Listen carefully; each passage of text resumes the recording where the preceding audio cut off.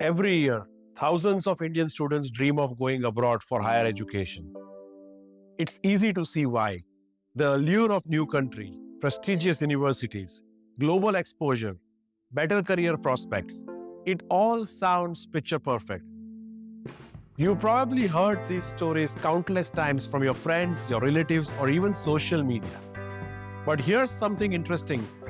How many of those dreams become reality? How many of these students genuinely build successful careers abroad?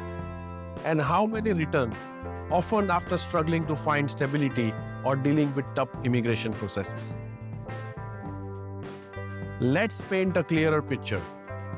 Imagine you landed abroad after years of planning. It's exciting, it's adventurous, but soon reality hits.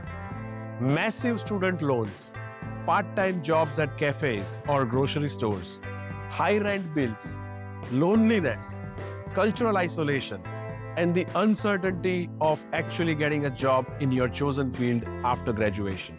On the flip side, consider India today. India's economy is not what it was 10 years ago. With the booming tech industry, startup culture, and high-paying jobs right here, the question arises, is going abroad still worth it? Or has India become a real land of opportunities? Today, we are diving deep into this debate. We'll talk about education, the real cost and ROI, personal anecdotes, and concentrate examples on success in both scenarios. By the end, you would have a clearer picture of whether investing in education abroad or staying in India makes more sense for you and your future. So let's start exploring. Let's start with the glamorous part of studying abroad. Quality of education.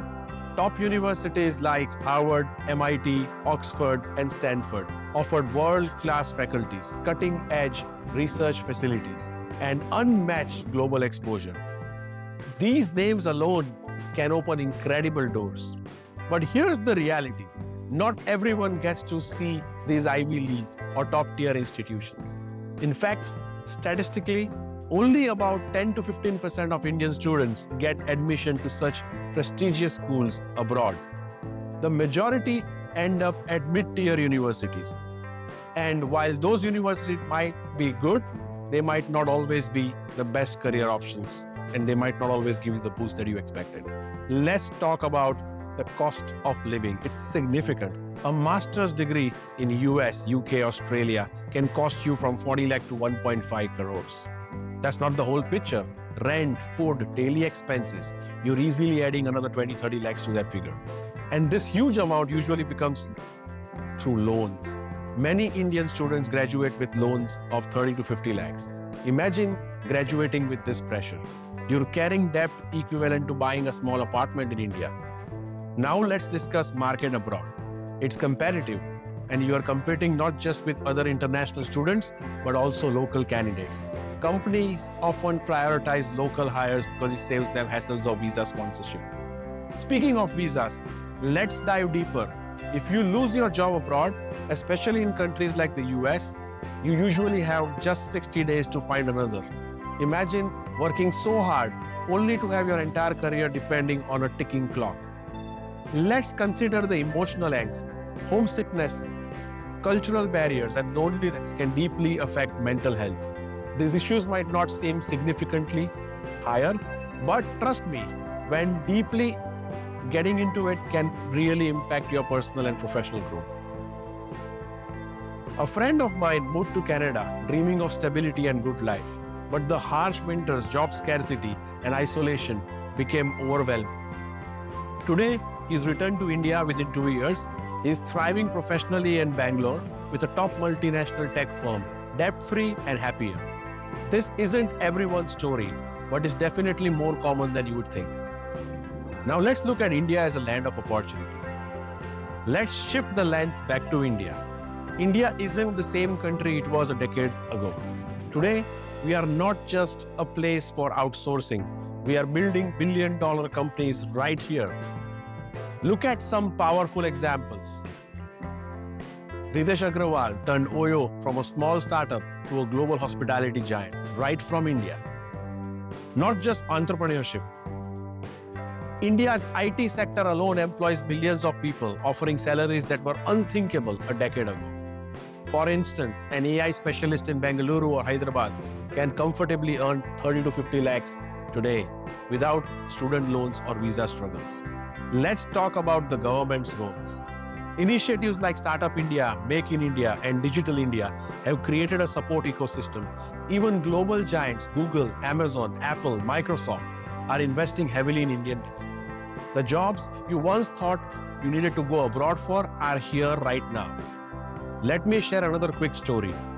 Arjun, an engineer who initially planned to move to the US, instead joined a startup in Bangalore 5 years ago. Today, that startup is a unicorn, and Arjun now is leading a team earning far more than what he would have abroad, all without ever leaving India.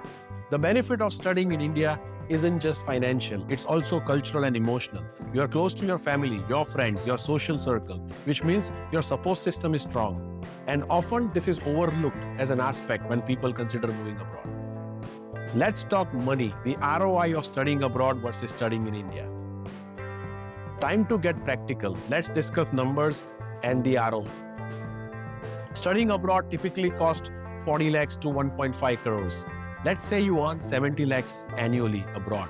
Sounds great, but taxes can be up to 40% and your living expenses around 30%. Suddenly your savings potentially shrink drastically, plus the huge loans to repay. Compare that to India. A top-tier education at IITs, IIMs, or other premier institutes would cost anywhere from 10 lakhs to 25 lakhs. You start earning early, and without massive debt, you build savings faster.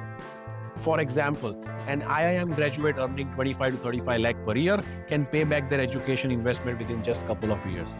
They can quickly buy properties, invest in assets, and build long-term financial security without having to worry about immigration policies. This rapid financial freedom allows you flexibility to move ahead with your careers, taking risks in startups, in investments, in higher education again, because you are not tied down by debt. Let's look at the final verdict. Which one is best for you? So we've explored both the sides extensively. Now, what's the right choice for you? Here's the simple truth. It depends on your goals. If you're passionate about global research, international finance, or highly specialized medical careers, going abroad still makes sense. But if you're focused on tech, business, startups, entrepreneurship, or innovation, India has never been a better place to be. You would build a phenomenal career right here. Ultimately, it comes down to your personal aspirations. Don't just follow trends. Ask yourself, what aligns best with my long-term vision and financial goals? I would love to hear your thoughts. Would you rather invest in global education, or are you ready to bet on India's thriving economy? Let me know in the comments, and don't miss our next episode where we'll interview experts who experience both sides of paths firsthand.